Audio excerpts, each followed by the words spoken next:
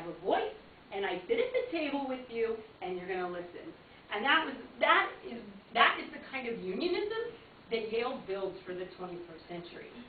And finally, overcoming the sexism that was quite deliberately and explicitly deployed by the university, where the university would say, look, these are just a bunch of women. Why would you go out on strike with them? They don't know how to hold it together. They're not capable of solidarity, and they're not capable of striking, and they have other issues, and what do you have in common with them? And the unions of the Federation of University Employees stuck together with these women. They overcame the solidarity, and I think you guys built a movement for the 21st century. The third final point I want to make about this is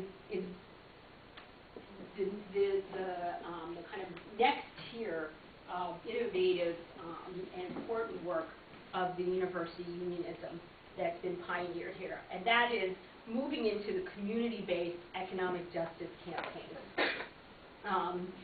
Building on the community organizing, but going out to the rest of the community and saying, the union isn't going to just talk about collective bargaining right, in the face of the university. But there are other issues that affect this town and this community, and our workers are part of those issues, whether it has to do with housing or neighborhood development or undevelopment, whether it has to do with healthcare, and building CCNE, I think, has been a critical part of that. And so what it did was, again, it opened up a new set of questions. Who does the union movement, as a movement, speak for? What does it represent? What are its demands and aspirations? And this began, I think, with the Omni Hotel and standing up for those Omni workers, and then the Yale and a new social contract movement, which I think brought in a huge number of community folks, especially around the question of housing, and who would get to actually afford to live in New Haven, and what would that mean, and letting people in the community help define that issue so that everybody spoke together. And then the Medical Debt Justice Project, really finding out what is the impact of this Yale hospital on the people who go into the hospital and the people who live in New Haven and the surrounding areas. And then the impact was not just in terms of the health care people received. It was about the bills and the kinds of economic pressures the hospital put on people through the punitive debt policies, and then through leaving people's homes, making it impossible to live. And so I think building that movement was incredible, and finally the Yale New Haven Hospital, the Cancer Center, CORD, and the Community Benefits Agreement, in which all of our issues came together. The issues of economic justice, of unionization, good jobs, good neighborhoods, and housing, and finally, a real articulation that this was about the reassertion of democratic power and community control over this space. That zoning hearing, I know a lot of you were there, right? I mean, that zoning, well, actually, I guess half of you were there, some of you are new, but that zoning hearing was just the most incredible display. I mean, 400 people came out to say, these are our neighborhoods. The university cannot simply unilaterally exert control over them. We have a right to have a voice over this, and we have a right to determine, what are going to be the terms of economic justice within that space. And that was an incredible articulation. It's also become a model for the rest of the nation. I really think you guys should know that there are communities and unions who look to the work that's been done in New Haven by the Labor Community Alliance all the time. CCNE gets contacted by them.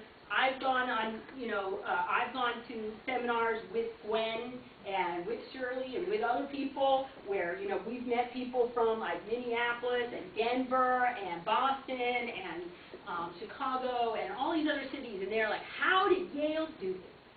And it's a model, and that's an incredible thing for you all to produce.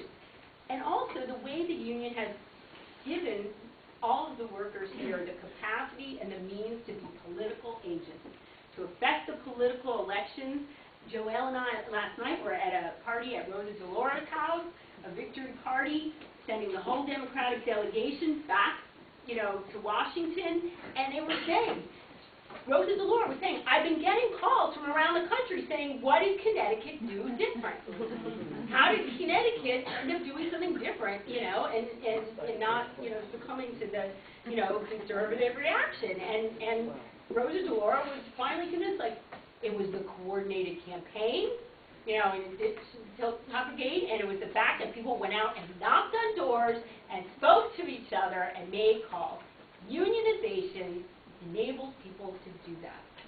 So, I think I should wrap it up because I don't even know where I am in time. I apologize about that. But, and we're continuing to do that finally through the Civic Leadership Institute and the Economic Blueprint, which brings me to the final point I'll end on, which is, we're in this unique moment in capitalism, and we have to question growth. And so we have to really think about how do you have prosperity, dignity, fulfillment within a new era of using less. There's got to be a social vision of a good life to get us there. And we need a labor movement that can imagine that kind of social vision. The question remains, what would really tip the balance of power again in labor's favor? Right? We live in an era when workers have been legally disempowered and structurally blocked from acting collectively. So, rethinking work and democracy of work is hard to do when there's so little of it in the culture around us. And as much as the Yale administration likes to avoid it or evade it, Yale unions and their allies create a civic space, just like we're doing right here, an essential civic space for issues of labor and the possibilities of acting collectively to be discussed. For us to take the time to reimagine economic security, because it isn't going to happen through people at the top. We need new ways of seeing our individual experience in political and social terms, and building action where those connections are most tangible. So you are all part of the core legacy of social and economic justice that reshaped power dynamics in the 20th century. And now, let's create the future.